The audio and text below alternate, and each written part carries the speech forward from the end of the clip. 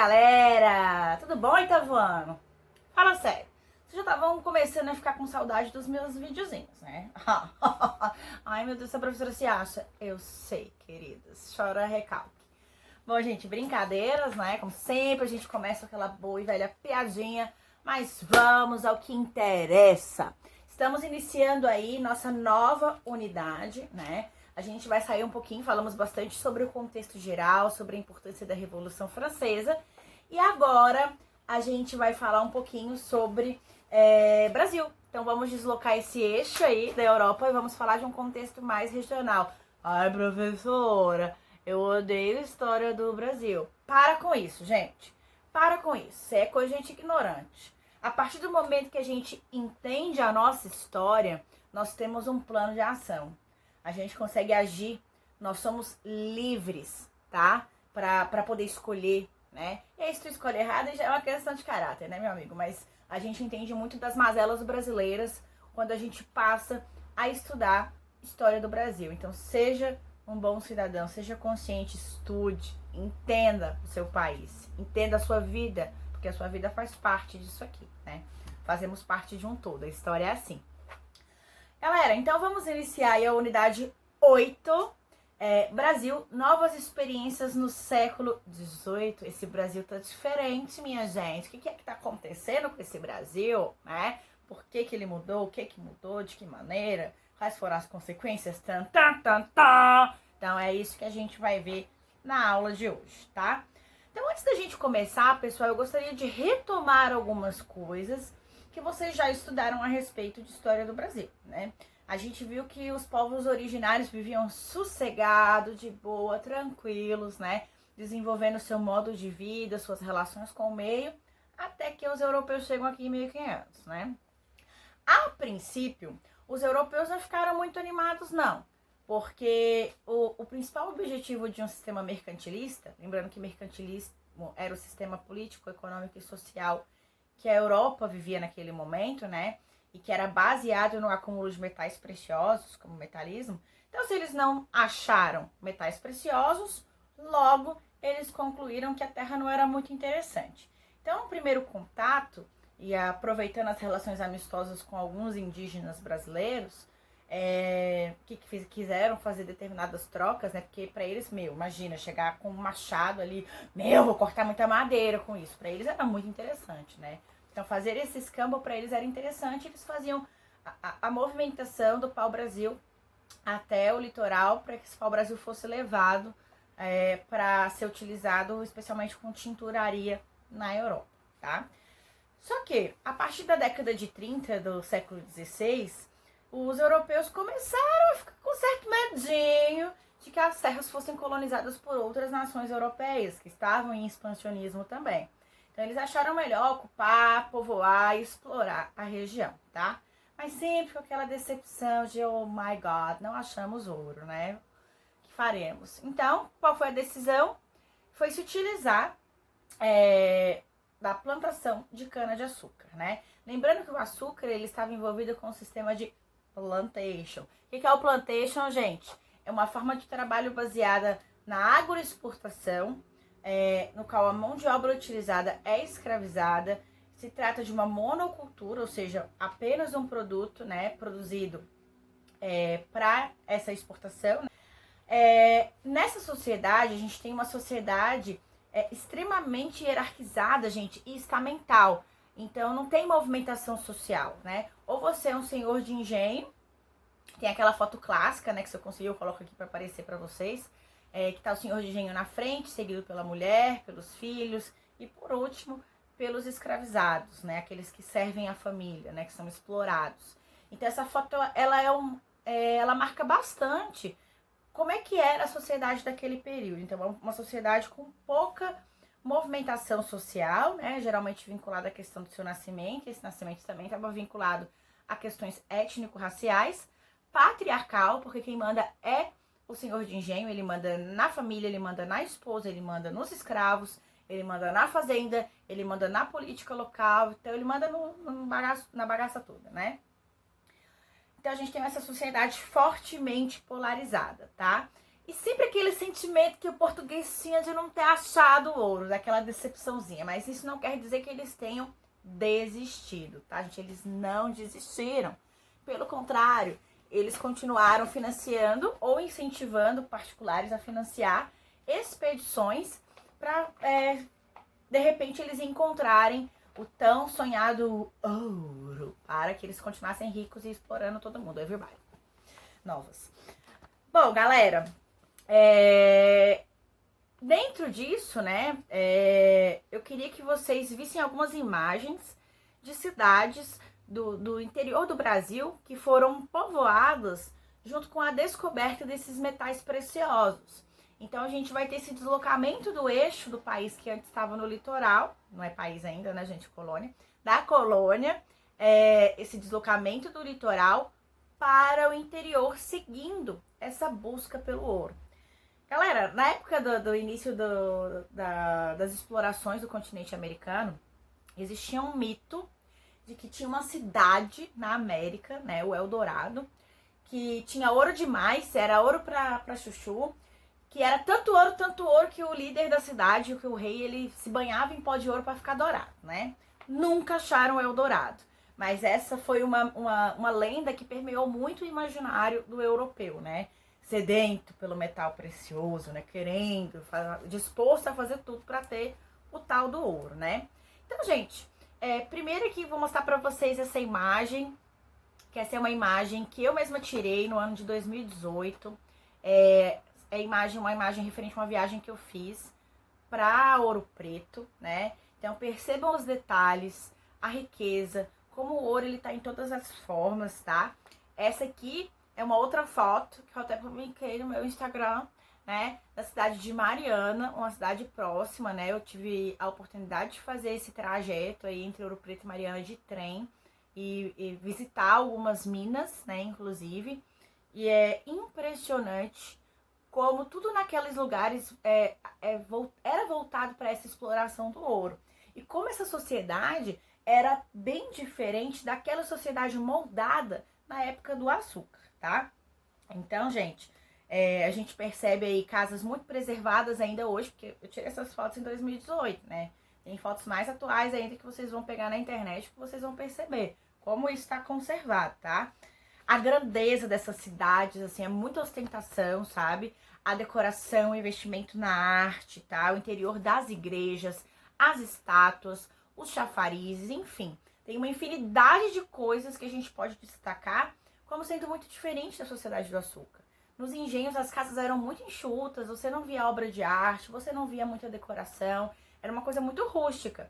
Agora o ouro, ele trouxe consigo toda a ostentação que ele poderia trazer, né? Como era na Europa, para quem tinha acesso a ele, tá?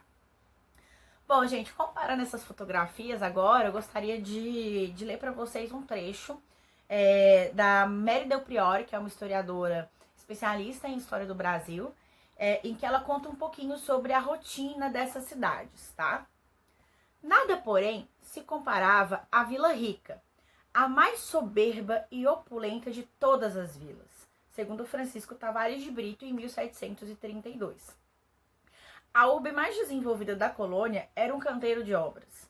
Construíram pontes cruzando córregos, mais de 50 chafarizes decorados e o palácio do governador que mais parecia uma fortificação.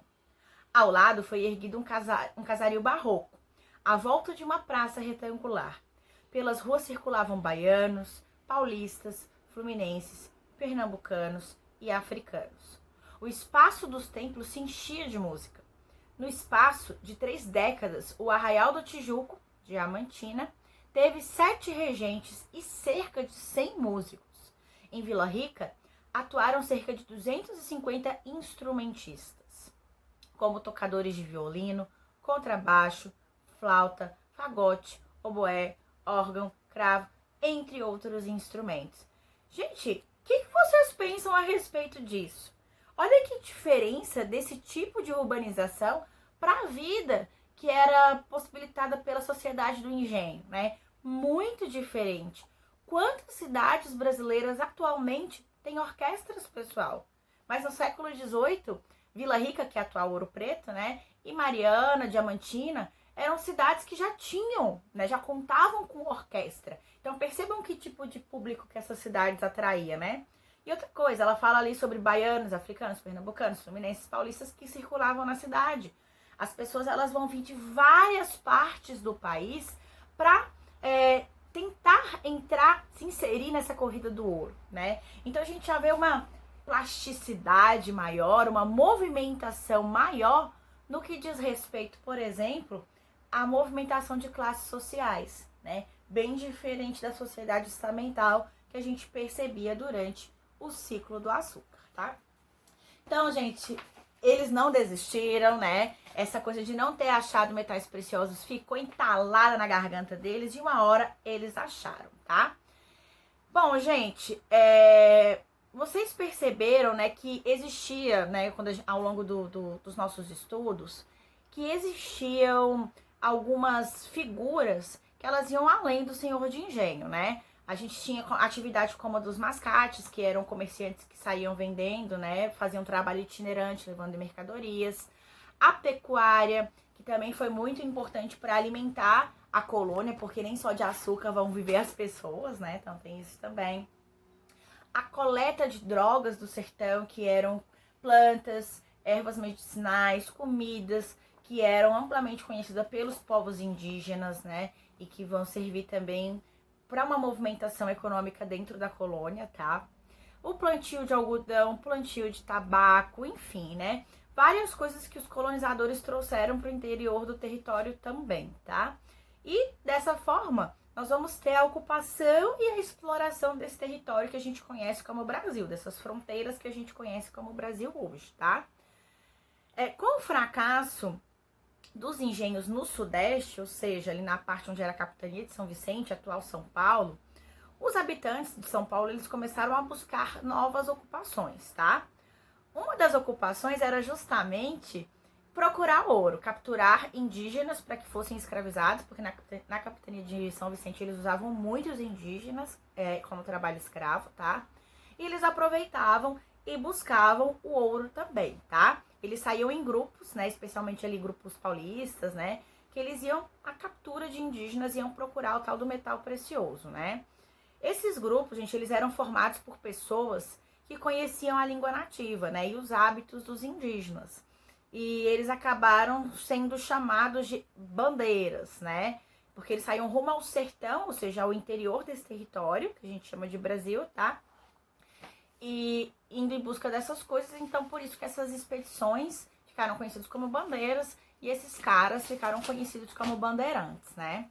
Na página 144 da apostila de vocês, pessoal, tem uma imagem que foi feita pelo Jean-Baptiste Debré, né, numa missão artística francesa aqui na colônia, e ele mostra, ó, tá aparecendo aqui para vocês, né, o aprisionamento de indígenas. Gente, verifiquem a expressão dessas pessoas, né? E olhem também os bandeirantes. Eles em algum momento se parecem com aqueles caras chiques que calçam botas, usam aquelas roupas elegantes de europeu nobre do século XVIII.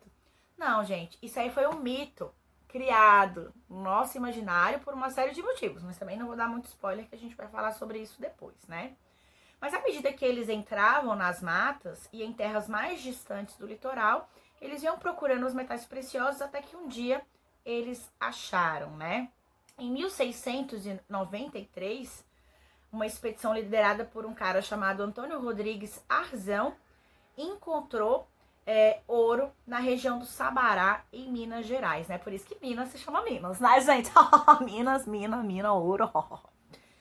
E novas descobertas foram acontecendo, né? A notícia se espalhou muito rápido e novas descobertas foram acontecendo, tanto nos rios, que é a mineração de aluvião, né? Que eles colocam uma peneirinha assim e vão procurando o ouro, né? Separando o ouro de outras pedras, quanto também nas rochas, que é o ouro de beta, que a gente vai falar sobre isso depois também, tá?